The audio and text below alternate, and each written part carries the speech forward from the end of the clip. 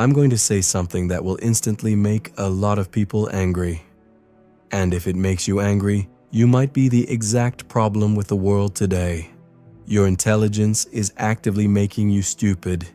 In fact, if you have a college degree, if you consider yourself highly educated, cultured, and high IQ, you are statistically the most dangerous type of person in society right now.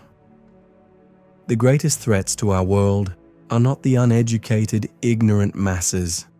They are the incredibly smart, brilliant individuals who have willingly, eagerly chosen to lobotomize themselves. Our universities, our boardrooms, and our political arenas are packed with intelligent people who are functioning as mindless tools of destruction. They aren't brainwashed by accident. They traded their intellect away on purpose. Think about the last time you tried to have a reasonable debate with someone you know is objectively smart. You brought facts, you brought logic. You showed them undeniable, bulletproof evidence that their deeply held belief was flawed. And what happened? Did they pause? Did they reconsider? No, they got aggressive. They doubled down. Their eyes glazed over.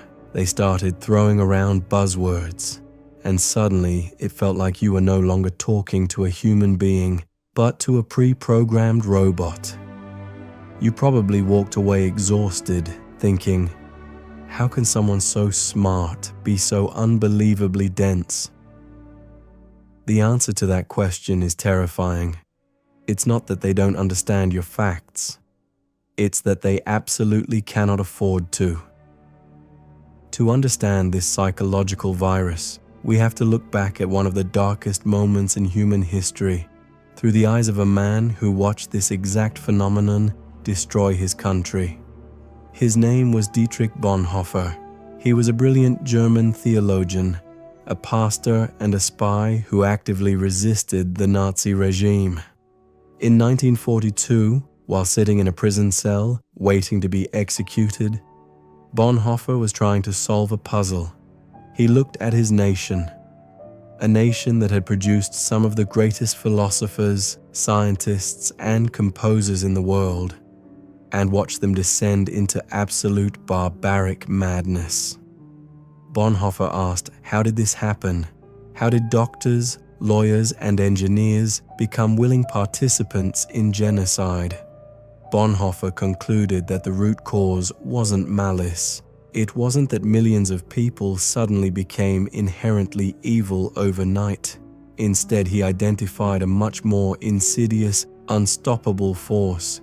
He called it stupidity. But Bonhoeffer's definition of stupidity will completely shatter how you view the world. He realized that stupidity has absolutely nothing to do with IQ. It is not a cognitive defect. There are people who are incredibly slow learners who are not stupid, and there are people with remarkably agile, brilliant minds who are the very definition of stupid. Bonhoeffer wrote that stupidity is actually a far more dangerous enemy of the good than malice. Think about that. Worse than evil. Why? Because you can fight evil. Evil leaves a bad taste in the mouth. Evil knows it's doing something wrong, and because of that, it leaves a crack in the armor that you can expose and attack. But stupidity is completely self-righteous. Stupidity smiles at you while it destroys everything. And most terrifyingly, against stupidity, we are entirely defenseless. Neither protests nor force can accomplish anything here. Facts that contradict a stupid person's worldview are simply brushed aside as inconsequential. When the evidence is irrefutable, they just invent a new reality to ignore it. So, how does a genius become stupid? Bonhoeffer discovered that stupidity is not something you are born with. It is something that is done to you, or rather, something you allow to happen to yourself. It is not a psychological problem, it is a sociological problem. Stupidity is a disease of the group. Whenever a powerful social, political or religious wave sweeps through society, it offers people something that the human brain craves more than oxygen: certainty and belonging. But this belonging comes with a price of admission. To join the tribe, to feel the warmth of the crowd, you have to surrender your inner independence. You have to hand over your right to think for yourself. People make this trade willingly. They look at the terrifying, complex, lonely reality of the world, and they choose the comfortable lie of the group. Under the overwhelming impact of rising power, humans are deprived of their inner independence. They become colonized by slogans, catchphrases, and ideologies. This is why arguing with them is completely pointless. Bonhoeffer noted that when you speak to someone who has become stupid, you instantly feel that you aren't talking to a person at all. You're talking to an ideology that has hijacked their vocal cords. They have become a vessel, a tool, and because they are no longer thinking, because they have outsourced their morality to the group, this intelligent, stupid person is capable of committing any evil while feeling totally righteous doing it. They don't see it as evil, they see it as loyalty. Now, fast forward to today. Look at your phone, look at the news. We are living in a mass manufacturing plant for stupidity. Our social media algorithms are perfectly designed to isolate us into ideological echo chambers. They reward us with a hit of dopamine when we repeat the approved slogans of our group, and they punish us with outrage and exile the moment we dare to ask a nuanced question. The virus Bonhoeffer warned us about is now digital, and it is infecting millions of incredibly smart people. They are trading their autonomy for likes, retweets, and the safety of the herd. So, how do we fix it? How do you cure someone of this weaponized stupidity? Bonhoeffer's answer is brutal. You cannot debate a stupid person out of their stupidity. Trying to persuade them with reason is not only senseless, it is dangerous. Because when you present facts that threaten their worldview, you aren't just challenging their opinion, you are threatening their identity. You are threatening their survival within their tribe.